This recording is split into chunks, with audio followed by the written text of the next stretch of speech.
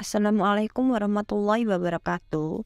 Halo sahabat Islam semua, kembali lagi di channel Dunia Islam. Seperti biasa, di channel ini kami akan menyajikan info dan pembelajaran yang menarik tentang dunia Islam. Jadi, jangan lupa untuk like, share, dan subscribe channel ini untuk mendapatkan update terbaru seputar dunia Islam. Di dalam Al-Quran terdapat kisah yang menakjubkan tentang Nabi Yunus, seorang nabi yang ditelan oleh seekor ikan paus namun tetap selamat atas izin Allah Subhanahu wa Ta'ala. Mari kita eksplorasi kisah menarik dari Nabi Yunus ini. Nabi Yunus hidup sekitar abad ke-8 setelah Masehi, tepatnya setelah masa Nabi Ilyas dan Ilyasa. Beliau disebutkan berasal dari Palestina atau saat itu disebut sebagai negeri Sam. Nabi Yunus adalah seorang nabi yang diutus oleh Allah Subhanahu wa Ta'ala untuk menyampaikan pesannya kepada penduduk Ninawa, sebuah daerah di dekat Mosul, Irak. Namun, seiring berjalannya waktu, kaum Nabi Yunus enggan menerima dakwahnya.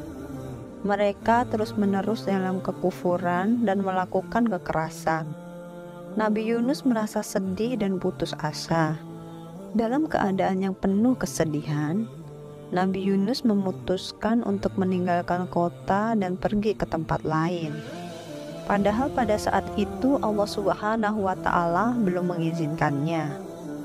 Nabi Yunus seraya memperingatkan mereka akan azab Allah yang datang seiring kepergiannya. Rupanya, apa yang diperingatkan oleh Nabi Yunus kepada penduduk Ninawa benar terjadi. Setelah kepergiannya, langit tiba-tiba gelap gulita.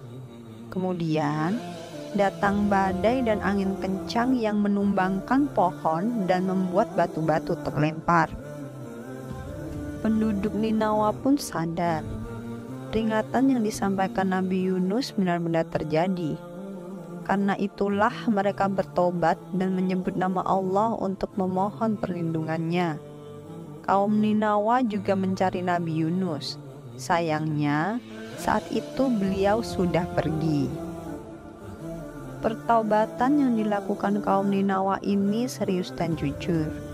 Seluruh penduduk luruh dalam khusyuk menyebut nama Allah Subhanahu wa Ta'ala. Melihat kejujuran pertaubatan mereka, Allah pun menerima dan menghentikan azabnya.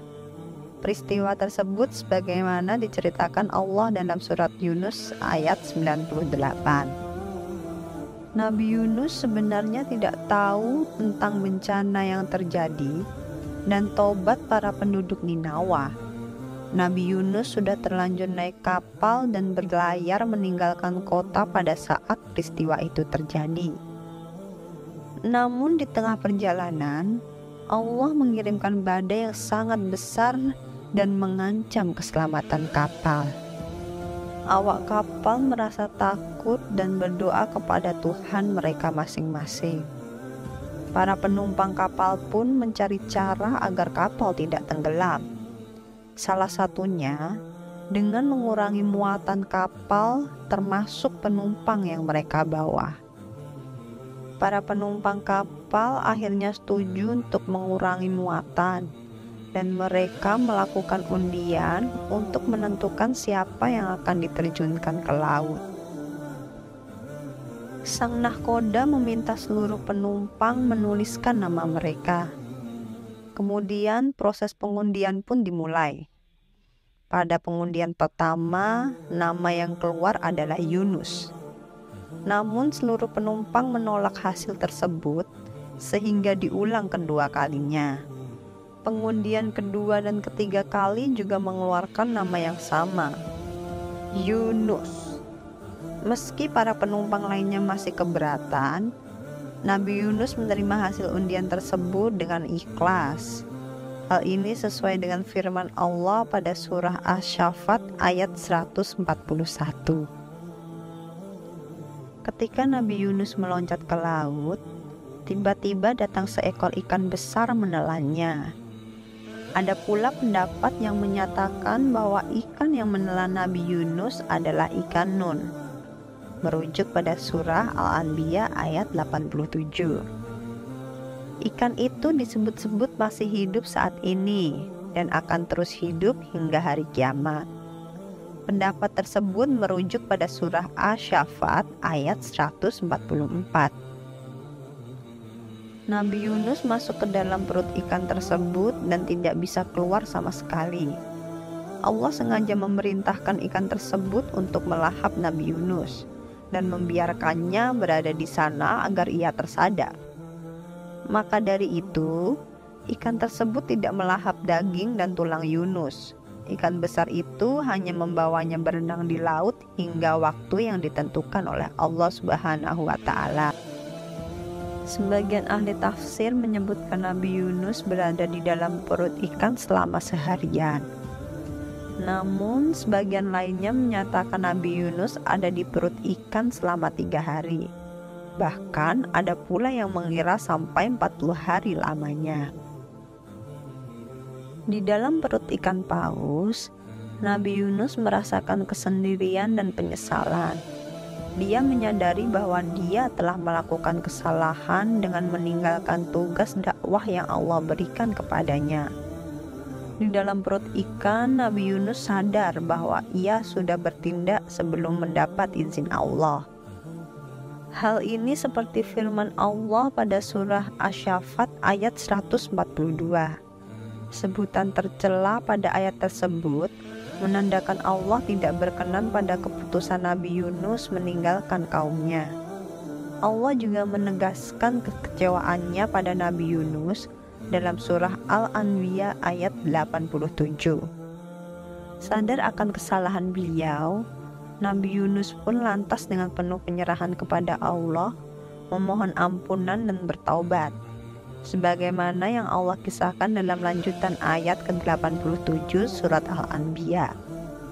Allah pun memperkenankan doa Nabi Yunus seperti yang dikisahkan dalam surat Al-Anbiya ayat 88.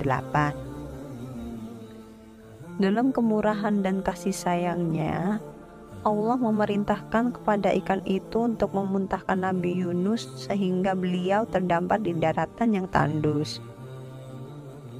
Tubuh Nabi Yunus pun dalam keadaan lemah dan sakit karena kekurangan nutrisi di dalam perut ikan. Untuk itu, Allah menyembuhkan beliau dengan menumbuhkan tanaman yaktinah atau sejenis labu dan meminta Nabi Yunus untuk memakannya. Hal ini dikisahkan Allah dalam surat Asy-Syaffat ayat 145 sampai 146. Setelah Nabi Yunus makan dan minum, Allah menuntun Nabi Yunus untuk kembali kepada kaum Ninawa. Kaum yang telah bertaubat itu menyambut Yunus alaihissalam dengan sukacita. Allah pun memberikan keberkahan dan kenikmatan hidup kepada mereka hingga waktu tertentu, seperti yang disebutkan dalam surah Yunus ayat 98. Kembalinya Nabi Yunus kepada kaum Ninawa juga diabadikan Allah dalam surah Asy-Syaffat ayat 147 sampai 148. Demikian kisah tentang Nabi Yunus yang ditelan ikan besar di lautan. Kisah ini mengajarkan kita tentang kesabaran, taubat, dan penyerahan kepada kehendak Allah Subhanahu wa Ta'ala. Meskipun menghadapi cobaan dan kesulitan, ketika kita mengandalkan Allah Subhanahu wa Ta'ala dan memohon ampunannya, kita akan menemukan jalan keluar.